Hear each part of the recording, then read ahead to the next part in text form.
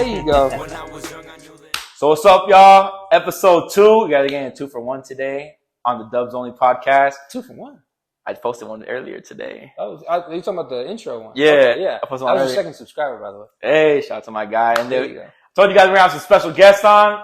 I got my boy right here, Carr-Gloth, the one, the only Star Wars lover. Look at the shirt first of all. Yeah, you like that? I like the little color, I like the neon. Yeah, ask me about Star Wars, yeah. Yeah. So the first time I met Avi was poker night, and I asked him because he was wearing, I think he was wearing some Star Wars gear. And I asked Probably. him, as you should ask every Star Wars fan, which was the best Star Wars movie out of all 9? And me and him came up with the same answer. No, we said our favorite. Yeah, favorite. Revenge of the Sith. That's my favorite. I'm not saying it's the best one. Which one's the best one you said? I think, look, I love Revenge of the Sith. It has its flaws. I think the Star Wars at its peak is Empire. Empire Strikes Back. That's peak Star Wars. That's really difficult to reach that. But I love Revenge of the Sith. It's my favorite. Yeah. But we just wrapped up Game 7, the best words in any sport.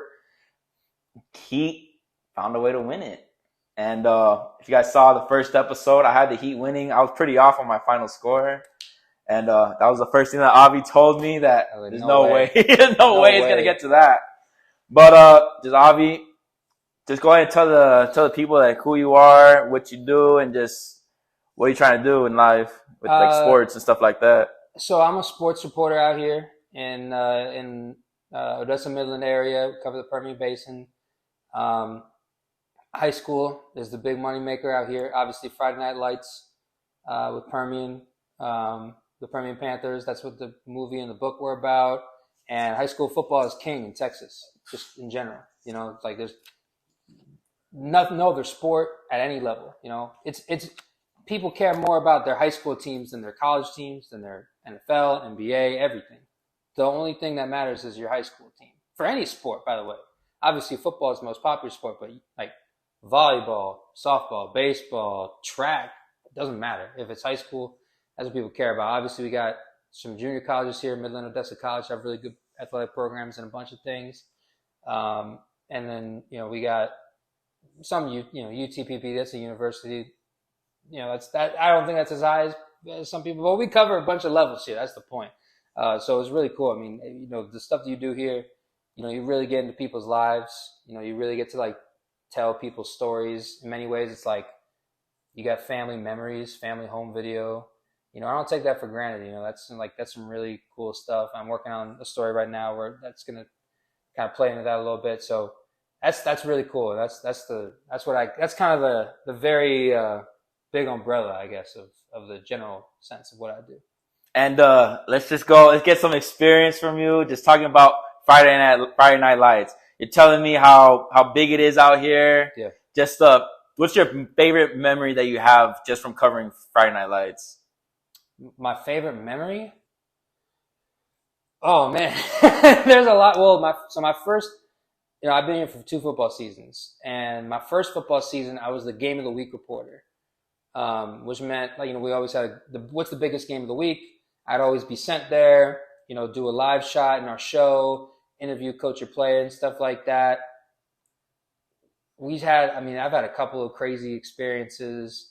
There was one time where we got caught in like a crazy storm in Big Spring one time, and they were playing McCamey, and I got caught in like an abandoned visitors ticket booth, and I had to do like a live shot from there.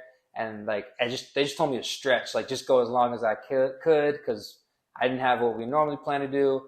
That was crazy, and just doing that in that moment. Also, just seeing some crazy endings. Like I saw a Hail Mary ending for our game of the year that season as well. That won a team of district. Fort Stockton, Big Spring, if I remember correctly. Those were the teams. And then just everything. And then this past season, I was on the desk, in the studio. And, that's a live show. Like everything. We're getting scores. We're getting highlights sent to us from affiliates. And just every week, it was just like intense pressure. It's time to go. We have the show stacked. We got our big highlights. We got 4 big schools here. Those highlights obviously come first.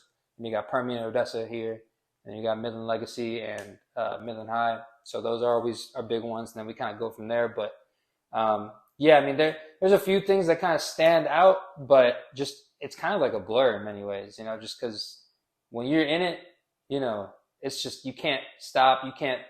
There's nothing else that you can like give any energy to. You just can't. Like if my mom's texting me or if someone's trying to hit me up, like no, like it's just you can't because you got to put all your energy into it. So I think it demands your respect. That's kind of I think that's the overlying thing that will always I guess stick with me. That every time that you do this job, it demands everything from you. So that was a long answer, but and since you are the sports reporter and that, what made you want to be a sports reporter? Because I'll tell you my personal experience, like my personal story. What made me want to be a reporter is, I mean, I'm pretty sure you had the same dream as a little kid of wanting to go to the NFL or the NBA. Yeah, man. I think every little kid, every little boy, at some point in their life, they want to be a professional athlete. And as you can tell, I don't got the stature for it. So I started 5'6", 6'3" after a good night of sleep. After a good night of sleep. And a shower. But I just thought, you know what? If I can't play it professionally, what's the next best thing? I mean, talk about it, right? Get paid to talk about sports, be able to tell the story, the context behind why something happened, break down the play, stuff like that. And that's just what gravitated me, and also watching SportsCenter growing up. You had the Stuart Scotts, you had Hannah Storm. You just had all those stuff, and as well as when 30 for 30 first came out. Oh my God, yeah. 30 for 30. 30 for 30, when 30 for 30 came out, I want to say they're in the I got some of those on DVDs, man. Like, yeah, those are great. I love those. This off topic. What's your favorite one? I mean, Believeland, of course. Is that one? I haven't seen that. Dude, I've never watched that documentary from start to finish and not cry at the end. Because it ends with the Cavs championship, and it shows like the history of losing. I'm a Cleveland sports fan, so I mean that you watch that whole thing and you show the history of losing or the almosts, and my parents, of course, as well, like being from the area as well. So it's just that's by far my favorite. I gotta go with the Tale of Two Escobars. Yeah, that's another. That was a crazy one. Who wouldn't? That's my thing. And like, I get paid to go on TV and talk about sports. Why doesn't everyone want this job? Is there a catch? I just like being at games. Like you, I wanted to be like an athlete and whatever, and obviously I wasn't. I wasn't good enough, but I just want to be around the game or any game. Like, just I want to be being at a game. It's magical, man. Like, it's just you get to be a part of it. It's an experience you share with people there. Again, especially here when you're at a high school baseball game and like they have their diehard fans and parents and family, and you get to be a part of that. That's what gets me going. That's what gets me out of bed. I'm about to go to Austin and be a part of that. The memories of our softball team from Kahoma that's going to go to the state championship tournament. Like, I get to be a part of that. I get to be at the game. I get to feel what they're feeling. So that feeling, that's why I do it. That's why you get up and you work hard for those games and those moments for the people who care about it. Dope. Respect to this guy. One of the top class guys I've ever met. It's been a short stint, I'll tell you that. But hey, genuine guy, knows his stuff about sports. I mean, off camera, we had a pretty big debate. We won't say what it was about, but it was basically it's just LA Boston. Yeah, LA Boston. I'm just for my own sanity, I'm gonna chalk it up to that, man, because that's we don't want to get into that right now, but boo Boston. All right, so talking about Boston, which is why I love this topic. Game 7, they lost. They did lose. So you seem excited. So the Boston Celtics lost today. A bunch of some people had them winning, especially with home court advantage, and especially the way how they won. They've been winning the last 3 games, coming back from 3-0. I mean, you look at the 2004 Boston Red Sox coming back 3-0. Could this happen again, especially in Boston, to Boston? Like, it'll be the most Celtics thing, I would say, just because as a NBA fan, that little leprechaun. That winning leprechaun, yeah. He comes when you need it. And it didn't happen today. But we saw the whole game. We were chopping it up during the game, what we thought, what could have happened. Just what are some takeaways that you thought right from the tip off? Well, I was one of the people that was like, if they get to Game 7 in Boston, I just don't see how they lose that game. Like, I mean, they have struggled obviously at home, and they lost a lot. at home, like kind of to a frightening degree. I mean, like nobody had the record at home in the playoffs that Boston had. I mean, the Lakers were awesome at home. The Nuggets were awesome at home. Miami was awesome at home. I mean, even Phoenix, when they were still in it, they were pretty good at home overall. Although they did lose the first game against the Clippers, but like I just thought they're not going to lose in front of that crowd, and just offensively, it just wasn't there. I mean, Derek White was the only one getting consistent opportunities, I guess, that were high quality enough. Obviously, Tatum was a little banged up, but it was tough. I mean, if you're a Celtics fan, I mean, you have the Jaylen Brown question now. Do you have the Jaylen? I mean, when they were down 3-0, you start to think, okay, what can they get from him in a trade? And now he put a couple of nice games together. There's a reason they won 3 straight. He was a big part of that. But what? He had 8 turnovers. How many turnovers? Like he had more. He had 8 or more. Yeah, he had at least 8 turnovers. He had at least 8 turnovers. Which in the game 7 you can't really have, and especially him and Tatum, since they've been together, they've had a handful of game 7. So the experience is there. It's not that this is their first go around. I mean, look at Philly. They were down 3-2 to Philly. They came back. They were down 3-2 to Milwaukee. Last year. So they have their experience in game 7. So this is nothing new to them. I think I might be wrong, but I think it's like the Celtics with those two have never won a playoff game when they've had 15 turnovers, which is just crazy because they've never lost when they've gotten under that. It's like that number is like a huge determining factor if they're going to win or not in the playoffs. And that's what killed them. Like just those turnovers, and also missing those threes didn't help. But that, I think they would have been able to overcome that if not for those turnovers. The turnovers are why they lost tonight. Honestly, I think when Jason Tatum, when he went down initially with the ankle injury, I thought that played a big part in the whole unwrapping of everything, because we saw the first quarter, they started off pretty slow. And I think you go as far as your best player takes you, which is Jason Tatum. Yeah. Some people say Jaylen Brown. Do they switch off? Do they switch?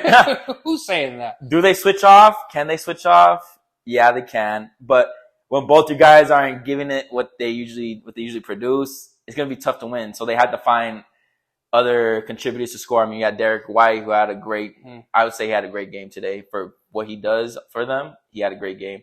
Malcolm Brogdon didn't really hear his name. He got hurt, I think, partway through that series, or he wasn't 100% at all. Yeah, it's something with a tendon in his elbow. He said he could feel it through his wrist or his hand.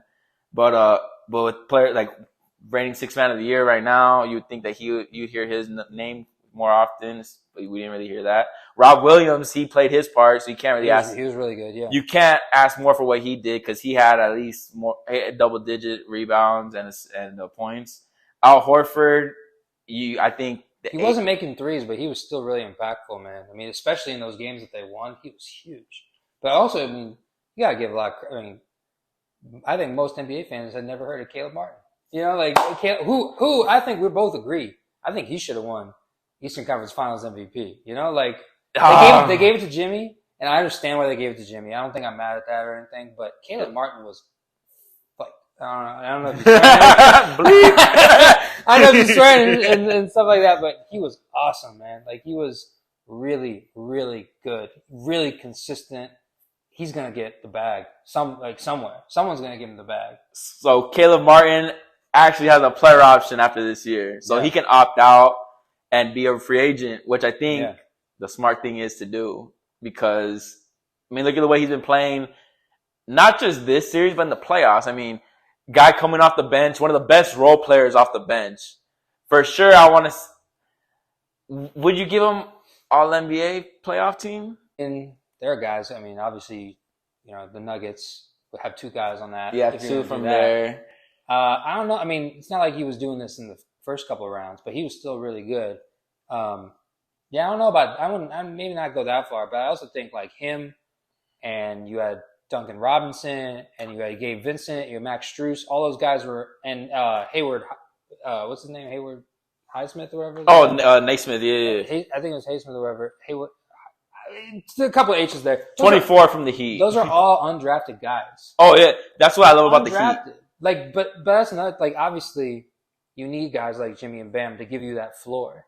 But then these undrafted guys, I mean, you got star players in a lot of teams. They're going to carry themselves like stars. These undrafted guys who like don't have any kind of contract or they're not set for life.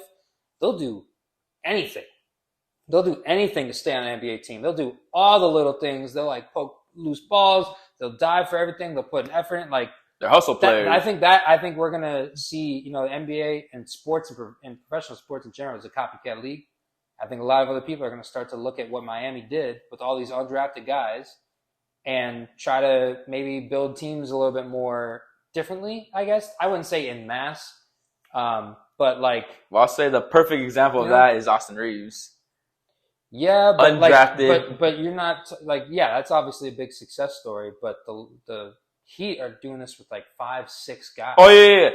This is the majority of their rotation you're talking about here. I think what this shows is that the level of talent in the NBA is unmatched to. I mean, we already know to any league, but just the fact. Yeah, it's good. Yeah, just the fact that. Because a lot of people don't think they believe that if you're on the bench you're a scrub. There's people who do believe that if you're not like a main rotational player, if you're just like, I mean, by NBA standards, a lot of those guys are NBA scrubs, but they're still amazing. Yeah. That's the point I'm trying to get to is if they were to get that shot, just like a Gabe Vincent, like a Naismith, or like a Caleb Martin. This is bothering me. I need to figure out this guy's name. I think it was Hayward Highsmith. That's his name, Hayward Highsmith. Yeah, but just the fact that all you need is just your opportunity, honestly. Yeah, Haywood Highsmith. Haywood Highsmith. Shout out to Haywood. He deserves to have his name said. He played well. He had an awesome steal on Tatum tonight. And he called it too. He called his name, called his number. Mm-hmm. But yeah, I just think that I think everybody in the NBA can play. Yeah. Especially nowadays with I think the talent is as maxed out as it's ever been, which, I mean, evolution wise it should be, because players are getting faster, stronger, starting at younger ages, getting more adapted to the game at that young age. But you just never know who's gonna pop off. And for the Miami Heat, that's been their thing. It hasn't been one single player; it's been as a collective, as a team. Yeah. Again, though, you need your two. You need Jimmy Butler. You need Bam Adebayo. Kyle Lowry obviously made some big plays tonight. Like you need that, but to get to a special place where the Miami Heat have a chance to go to, that's the difference maker, and that was the difference maker in the series. And let's go on to our next question, our next topic: legacies. Mm-hmm. Now, the Boston Celtics with this current roster, have they hit their peak? Is there still improvement? What can they do? Because we talked about Jaylen Brown. He's going to be a free agent at the end of this season, and he has a. I thought it was like he had another year after this. I saw it said he's a free agent after this one.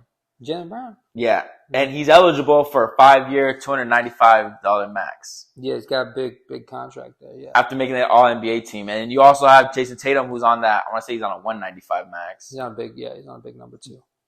Do you bring him back? Well, that's the thing. So, first of all, to answer your first question, I don't think the Celtics, this version of the Celtics, I don't think they've hit their peak, because I don't think Tatum has hit his peak. That's number one, because I think we agree. Your best player will dictate. Yeah, he's only 20. I think 25. We saw 25 or 26, something like that. And I think usually the top guys, historically speaking, get it done in their late 20s. Yeah, early 30s. And once they got like LeBron got his in the late 20s, Giannis got his in the late 20s. Durant. Durant. Well, Durant. I think we both agree that's a different circumstance altogether. You just look at what's happened since he's left. But yeah, I mean, I think the Celtics still have a lot to go. But then, you look at the new CBA, the collective bargaining agreement that's going to come in, and then all the there's different tax aprons, and if you get into the second one, there are all these terrible things that you can't do. You can't get the mid-level exception, you can't trade cash away, you can't trade away first round pick 7 years down the road, something like that. It really you're going to be paying two guys 100 to 110 million, which means you'd only have 70 million for the rest of your team. Yeah, and you still got your main role players who probably get 15 to 20 mil. Yeah, but you can't. You can't really do much. You can't do that with the other 10 to 12 guys on the. Yeah, you're not going to put everyone else on a two-way contracts or the veteran minimum. Yeah, so I mean, I think that's going to be one of the biggest questions of the offseason, right? But at the same time, I mean, those two guys have been through battles. We were talking about during the game. It's like Tony Parker and Kobe are the only guys that have played in more playoff games at 26 years old. He played more. Jaylen Brown has played more NBA playoff games at 26 than Magic Johnson did. Think about that. Yeah. Like he's been through some wars. I mean, look at his rookie year. Who did he go up against in the conference finals? They've been Ron James. They've been good every year, and that kind of seeped into our argument that we were talking about earlier that he called the Celtics a losing team, but whatever. He and Jason Tatum have been on good teams for every second of their career. Yeah, which you just don't see that in the NBA. You just don't. Like, guys are always moving teams more than ever, and we're talking about like top-notch guys. Yeah, here. the needle movers. I think he is a needle mover. Jaylen Brown, yes, I think. And Jason Tatum is one of the top 10 players in the NBA, probably. I think Jaylen Brown for sure top 5 two-way, without a doubt. Top 5 two-way. I think Jaylen Brown's in that, and I think he can't. I think we not to his extent, but I think we could see like a James if we put in that a James Harden situation. I think Jaylen Brown would be able to produce have to be a like number at high one. volume. Yeah, to be a number one. I don't know if he has that kind of playmaking that Harden did, and no, I'm just talking about like just be able to produce and be able to win. I think he'd be able to do that on his own. I mean, there's a lot of reasons why you would believe that, but then you see a game like tonight. Yeah, and there's like legitimate downsides. There is a reason that Jaylen Brown is not considered the Celtics' best player. I mean, it's boo-hoo. Your only crime is you're not as good as Jason Tatum. Like most people aren't. But yeah. But I mean, if you are going to trade him, like how many guys could you get back? That would like match or supersede what he already gave you, and that's the dilemma the Celtics are in. Because they can get a bunch of draft picks and they can get a bunch of young, promising prospects. But there's nobody that's going to be able to do what Jaylen Brown did that's like legitimately available. Yeah. So. Oh, wait, no, he does have 1 year. He has 1 year. He's got 1 year left on his contract. He has 1 year to make my mark. He's not free agent. He's not free agent this offseason. Not this offseason, but it's his last year. And usually when he's extension eligible, I believe. This offseason they can give him, or actually. He's eligible. He's been extension eligible, but I don't think he's going to be able to max out like on what he can potentially get until he actually hits like legitimate. Yeah, the free agent because they'll add that extra year. Yeah, because he has to actually hit like that legitimate like free agency, and he's made All NBA. That was another big thing. Like he needed that to get the supermax. That allowed them to give him more money. So, I mean, I don't have the answer of whether like to trade him or not. But what I do feel confident saying is. I mean, you look at it, he's only 27 years old. He's going to be 27 next season. 26 right now. Who could they get that would equal or supersede what he gives them? Like, actually get. Like, oh, yeah, you could get Jokic. Like, no, you're not going to get. You know what I mean? Like, who could you actually get that would do what Jaylen Brown did for your team? No one. I don't think so. I don't think Lillard's going anywhere. And I don't think that would be a particularly good idea for Boston anyways. I think that would shorten their window. But they're not going to be able to get Grant Williams back. So going into next season, this is who they'll have on their roster. They'll have Jason Tatum at 32.6. They'll have Jaylen Brown at 28.5. You have Malcolm Brogdon, 22. Marcus Smart, 18.5. That's a pretty good nucleus, man. I think it's a pretty good base to build a team with. You have Derek White, 17. Robert Williams at 11. Al Horford at 10. Gallinari is a player option, so he's gonna play. I think he's gonna opt We'll see. I mean, it's kind of odd, when he's like missing the whole year. That's another thing. Think of that. Lean towards ACL. He playing the international ball before the season. Like he was a big. I wouldn't. I don't think he's like a league wide needle mover, but that would have been a big addition to the Celtics. You're starting from a really good spot from a team that's made the conference finals 5 out of 7 years. One of the top 10 players in the NBA. You 2 of the top 25 players in the NBA. If you want to put Jaylen Brown in there, which I think he is. I think so as well. He was an all-star. He was all NBA. So I mean, come on now. But like, the Celtics were one of the title favorites with Milwaukee coming into this season. They will be one of the title favorites again coming into next season because they are really, really good. So you can't argue. I mean, the proof is in the pudding with them. I mean, they've been to the conference finals, like we saw, 7 out of the last five. I mean, five out of the last seven seasons. Like Carmelo Anthony made the conference finals once in his career, and these guys have made it 5 times. Like, come on, like just obviously different circumstances and all that, but like think about that. Like they're always on the doorstep. They're always, and they made the finals last year, so they're not going anywhere. I think with the team they have this year, they could do it again. If they don't start the series against Miami the way they did this year, they win this series. There's a lot of different ways that I could see them having won this series. A lot of things went Miami's way. But yeah, and it's crazy because they faced each other after the last playoff. That Jimmy shot in the East Finals last year. I mean, this was redemption today. Him going off today, and you kind of honestly when I watched Game 6, I just thought maybe they could do it. Maybe they had a nice comeback there, but that Derek White shot, man. Yeah, I mean, you couldn't ask for a better miss. You never want them to miss, but you couldn't ask for a better miss. But yeah, I think they should keep the nucleus. I mean, I say let it run its course until you're forced to actually do something, which they might be too late by that point, though. Like then you lose leverage. That's what I mean. As much. If you're going to cash out on an asset, do it now. Like of course. If the Celtics are going to trade, if they don't trade Jaylen Brown this offseason, I don't think they would or should. Let's see. Again, they're set up really well. Again, they're the Boston Celtics. They're a winning franchise. They're always there. They're always among the title favorites. They're a threat to make the finals every year with this core, and they did make it. They should have made it more. I think the Celtics were better than the Cavs in 2018. They just ran to LeBron James. That's what happens. So we have other players who will be a free agent in 2024. Klay Thompson. Tobias Harris. Honestly, you got to look at this year's free agent class before you look at next year's because I was thinking like potential trade partners. Yeah. But Golden State's not trading Klay to the Celtics. No. DeMar DeRozan, Kyle Lowry, and all these people, they're all way older than him too. Yeah, so again, who are you gonna get for Jaylen Brown that's gonna be as good or better than him?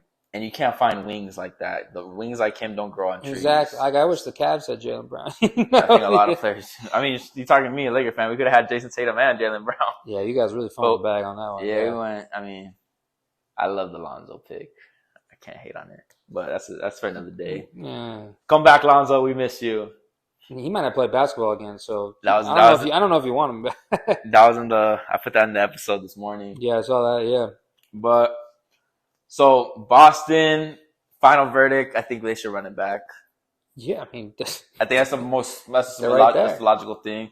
You kind of had that growing pain, but you had that. If your growing pain is making the NBA Finals, no, what I'm trying to say is, you had that distraction basically earlier in the year with Ime Udoka. I think that played a big part because a couple weeks ahead of training camp, you have a guy who's been in the second year in the NBA. I mean, that's amazing. I mean, you take what Ime Udoka did his first year. I think they were more locked in on the defensive end than they were this year. I think they were more offensive friendly this year.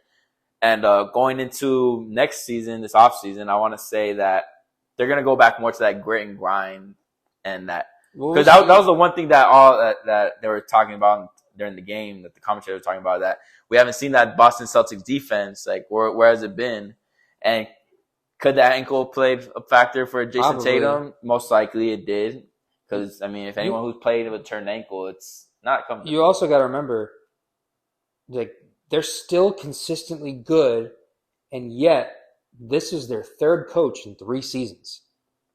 Like, organizations that go – I'm a Cavs fan. I went through that a couple times. They were terrible. Meanwhile, while they had the coaching carousel, they went to the East Finals 3 years in a row and went to the Finals once. And they did it with 3 different coaches. Like, has that ever been done? I don't know. With 3 coaches in 3 years with that level of success? Like, dude. I don't think so. No. Yeah, that's just. But then that just goes to, is it the coach or is it the players? I think you got to look at it organizationally. That it doesn't matter who it is. They're still going to win, and that's why they're a winning team. They're a winning franchise, the Boston Celtics. I went to college in Boston, obviously, and saw that a lot firsthand. And just good things just seem to happen. Like with the Celtics, with Boston sports in general. I got to go to 2 parades while I was living there. The Red Sox in '08 when they beat the Dodgers, and in the Patriots when they beat the Rams. That was a lot of fun. I got classes off. It was a good time. But like, it's just Boston, man. They're a city of winners. They're city champions. They're the most winningest sports city in America. That's what happened. Up for debate. It's not. It's not. There's 16-year-olds in Boston who have averaged almost a parade a year since they've been born. I give it to Tom Brady. Who played for the Patriots. But, Who played for the Patriots. Who was drafted 199th overall by the Patriots and Bill Belichick. They're the winningest sports city in America, especially since 2000. Like, it's not even a contest since then, I know you don't like to say it, but it's true. Yeah. Boston. And I grew up in Ohio. I'm a Cleveland fan. He has a lot of Boston influence. I have a lot of battle scars against the Celtics. I remember one of my first Cavs memories was that '08 series in the I think it was the East Finals when Pierce had 41, LeBron had 45 in that Game 7. That was a crazy one. And then they ended him in 2010. That was his last year with the Cavs, first go around. When he took the jersey off and just walked away. Yeah, I mean, the Celtics did that to the Cavs, and obviously all the battles. I mean, we beat them a lot. Yeah, since then. But yeah, I mean, they just win, man. That's what they do in Boston. That's what they do. So I'll be back, baby. I'll be back in mid-June. I can't wait. Beantown, one of my favorite places on earth. So let's go back to Caleb Martin. All right. Let's just talk about his performance, not just the series. We already know what he did, but let's talk about today. Today.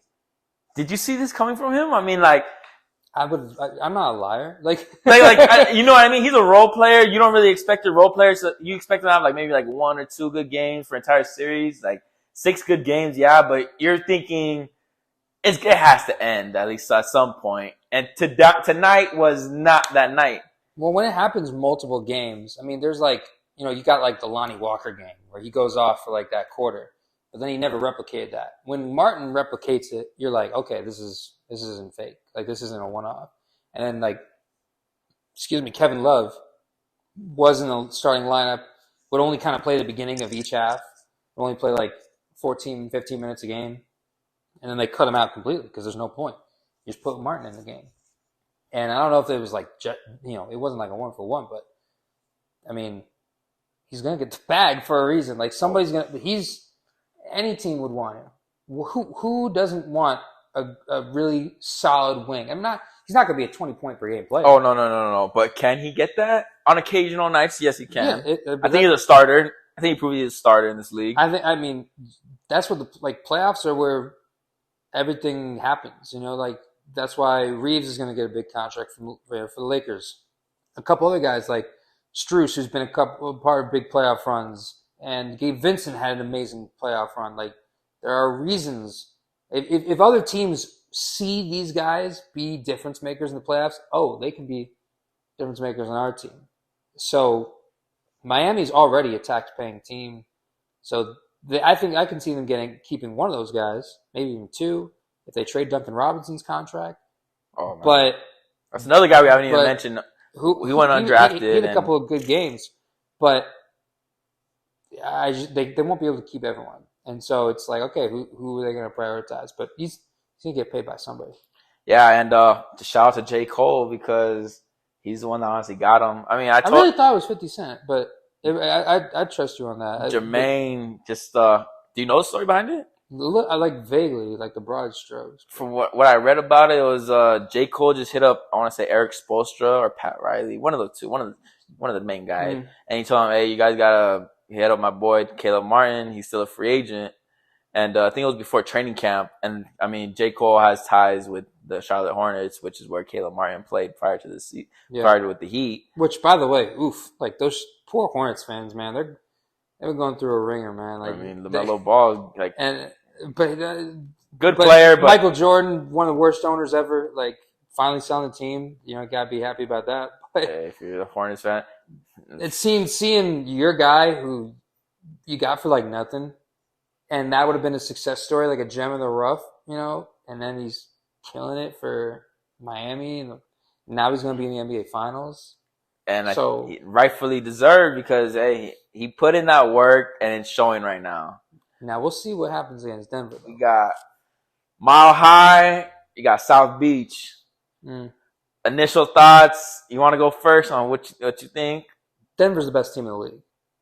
I think that's like, and I don't think anybody, as we sit here today, I don't think there's any player that you would swap out for Jokic. Like, would you rather have any player on your team right now than Nikola Jokic?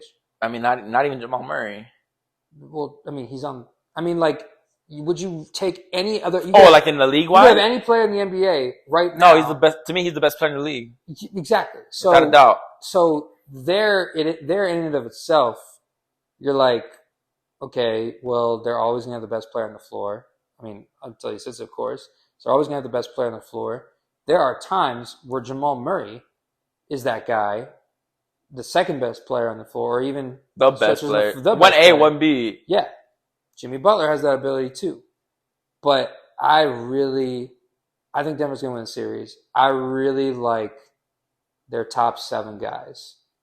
Their top 8. The top 8 if you want to include Christian Brown, but who's a rookie, by the way. Rookie Kansas showing out. Got the trust from Mike Malone and they got balling out. Their starting 5 is amazing. I mean, let's just run it off. You got Murray, KCP. KCP was a great signing that they did. Michael Porter Jr., Aaron Gordon, and Jokic. And then you got Jeff Green and Bruce Brown who fit that team perfectly. And Miami does not have you have Bam, and then you didn't see him tonight, but Cody Zeller kind of gets spot minutes if they just need to throw a big body or whatever. They don't have those bodies that will affect Jokic. The Lakers defended Jokic as best as anyone has, and they got their asses swept. And Davis, it was closer than what it was. And Davis played really great, and still didn't matter. Like, it just did. You saw Jokic hitting those shots, and AD's just shaking his head like, "What am I going to do? What are you going to do?" Nobody can guard that guy the way he. I don't know if we've ever seen a better balance of playmaking and scoring. Because obviously he's a really good scorer, but he's just he's not the high volume scorer that most of the top guys in the NBA are. He's not putting up a crazy amount of shots to the likes of like Butler or Kevin Durant or Tatum or just list these or Luka, like just the guys who shoot a lot at a really high volume. Jokic, that's not his game, even though he can do that. He just is so selfless, and that's kind of the secret with Denver. They can always get a good shot. Yeah. No other, like the Celtics struggle to get a good shot tonight consistently. Consistently. They didn't have like a good point guard to kind of let that settle. Miami was able to bother them. Miami will not be able to do to Boston what they did to Denver. And then you look on the other side, Aaron Gordon's a big dude. Aaron Gordon is like if you were to draw up a guy to guard LeBron, Jimmy Butler, Kevin Durant, Anthony Edwards, all these guys that he did have to guard, you'd want it to be like Aaron Gordon. You'd want a guy defensive like side, yes, because he's big and he doesn't have to score 30 a game. No, he doesn't. All he does is just stay in front of it, just play defense and get rebounds. That's literally what his job is. And finish at the rim, and crucially, I think those hit open shots, which he did in Game 4 against the Lakers. I think that's more just a compliment, but it's more just play defense to get rebounds, secure the ball. But that's a huge piece in KCP. Oh, without a doubt. I mean, KCP is just one of the. I mean, I've known since we've had him at the Lakers, and I saw when he worked with the Lethal Shooter. I don't know if you know who that is. Who's the shooter? Lethal Shooter. Yeah. I've heard of him. The trainer. I've heard of them. I don't. Yeah, one of the best like NBA training coaches like in the league, but he's in the wide world. Open on these shots. Man. But that's my point. Is just when he was a Laker, he was missing some of those shots. But once he got to work with once KCP got to work with Lethal Shooter, that's when I knew it was okay. The jump is gonna happen. That was during the bubble year. Well, the jump happened percentage wise, with Jokic. Oh, of course. Well. And Jamal Murray finally. You go from LeBron to Jokic. You got like Michael Porter Jr. too. Like it doesn't matter. Like he'll dribble falling out of bounds and just it's a good shot for him. Like he's huge. When he's really active on the glass and a valuable rebounder. And then Bruce Brown just fits so well. Like he's an elite glue guy. Bruce He really Brown, is. man. He has the size of a guard, but like the skills of a forward or like a big, which is kind of funny because Jokic is like the size of a big, but also has like He's those bigger. muscle skills. He plays bigger than what he is. I think he's like 6'4", so he is like kind of taller on the guard side, especially for like a point guard. But he just fits so well. And then Jeff Green, I love Jeff Green. Jeff Green was the second best Cav on the 2018 finals team that the Cavs had. I think he's played like 11 or 12 teams in the NBA or something like that. He's been around. He's been in the league since Kevin Durant. I think he was in that Sonics. He was in that 07 draft class, I believe, and then he was there in Seattle, and then he went to OKC with them. But like, and he had the open heart. He was with the Celtics too. Remember? He was with the Celtics too. He fits so well, and you have, I think, like the third or fourth longest tenured coach in the league, and Mike Malone, I think this is like his 8th year or something like that. I mean, they're really good. They haven't played in like over a week. Yeah, they beat us off like last Monday. Like it feels like ancient history that like it feels like the Lakers season's been over for a while, right? Like the Nuggets have been waiting, and now nobody's beaten them in Denver. And they have home court. If Boston won tonight, they wouldn't have home court advantage. Now they have home court advantage against Miami. I think Miami will get a game, but I think Denver wins in 5. Okay, that's Denver in 5. I also got Denver in 5. I mean, you just look at matchup wise. It wouldn't surprise me if it went 6, but I think it'll be in 5. I gotta give Jimmy I give Jimmy 1. I think he'll win his team to win 1. But I mean, Tyler Hero doesn't look like he's gonna be coming back. We'll see. I mean, I don't know. I don't know enough about, but also like, if Tyler Hero's on the court, Caleb Martin's not getting those shots as much. Gabe Vincent's not getting as many shots. Like these guys who were able to bloom in these playoffs that you've seen. I just think you go smaller. That's definitely a factor, a significant factor. And he's not the best defender. That's not why he's in the league. I think it's not like he's a terrible defender. If anyone will lose minutes, it'll be Duncan Robinson and Kyle Lowry. Because they both. But you want Kyle Lowry in the NBA Finals. You want him playing against these guys. You want him pestering Jamal Murray. You want him against that backcourt. You do. As you know, like I don't know that pick and roll. That pick and roll is just. Well, that pick and roll. There are only so many people that can. No, I mean we couldn't stay even in front. You know, couldn't stop it. I mean, Jokic is just. He's really like at the peak of his powers, man. Like he's. It's like, oh, wait, this guy won the last 2 MVPs. I guess he's pretty good. Like, yeah, he is really good. He's like you and I agree. There's nobody we'd rather have on your team right now. He's the best player on the planet. I don't think we're taking any applications. No, that door is shut. Yeah, like he's on the top right now. He's really good at everything. Like questionable defender, but I mean, but he's not a bad defender. Yeah, he's not a bad. He's perimeter. I mean, and almost every big in the league is not a great perimeter defender. Is he Except Evan Mobley? He's a good defender. Pretty solid. Except Evan Mobley, solid. Is he a shot blocker? No, not in the not in the slightest sense. But just his stature to be able to make alter shots. He had a lot of big block numbers against the Lakers. No, yeah, like he altered a lot of shots on us, and throughout the playoffs, and actually blocked a lot of shots too. Like I think he averaged like 2 blocks a game in that series, if I remember. I mean, it was a short series, but sorry to keep bringing that up, but like he was awesome. Like the entire time, man. Except the fourth quarters. But like that's where Jamal Murray. But they got answers for everything. They're the most complete team. Oh, their team, especially you have that young core, Michael Porter Jr. Early this calendar year, they took over as the best record in the West, and they held it for the rest of the year. They slowed up a bit at the end of the regular season. I think they were just kind of getting ready for the playoffs. And, I mean, shoot. Like, I just don't see a team beating them 4 out of 7 times, especially when they have home court. Yeah.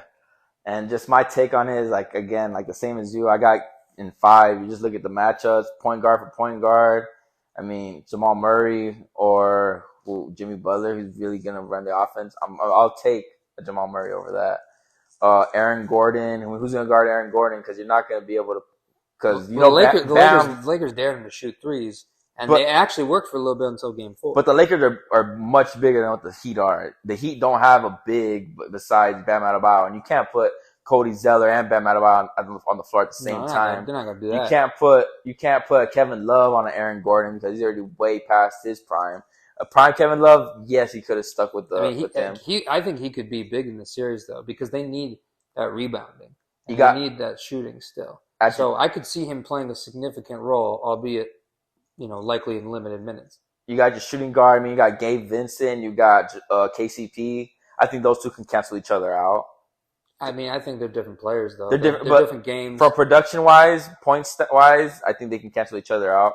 And then I think, and the X factor, if there is going to be any, is going to be Michael Porter Jr. and Caleb Martin. Who's going to win that matchup? Because that's what's going to come down to. Because Jimmy is going to be on Jamal. Bam is going to be on Nikola. I actually don't know that because the NBA switched. Like that used to be the NBA, right? This guy's going to guard this guy, but you can manipulate so many switches, and that's what Denver's really good at, and that's part of why they're able to get a good look all the time. If you look at the initial matchup of what's going to be and what Eric Spoelstra's plan is going to be, you're going to go into the finals with Jimmy Butler. Arguably your best perimeter defender guarding him. If not, then I'll put Caleb Martin on him just to start it off, and then I'll put Jimmy on Gordon. No, on Porter Jr. No, I'll put Caleb Martin on Jamal Murray just to begin. I don't know about that, man. Just to begin, just to see how it goes, because he's a solid defender himself, and then I would put Jimmy on Michael Porter Jr. just kind of like to save his energy because I don't want him to expense both of them. Denver gets you to move and switch and the off-ball stuff. No, that's just the NBA now. No, yeah. That's definitely what I'm saying. What you're saying is like definitely important, but I don't think any of those matchups are single-handedly going to decide the series or even a game. I think it's going to be in the overall sense of how effective they are at slowing down Jokic during important possessions. Are they able to make Murray high volume, low efficiency? Is Michael Porter going to be, is he going to have open looks? Because if he has open looks, he's going to drain it down. I mean, 6'10" with that.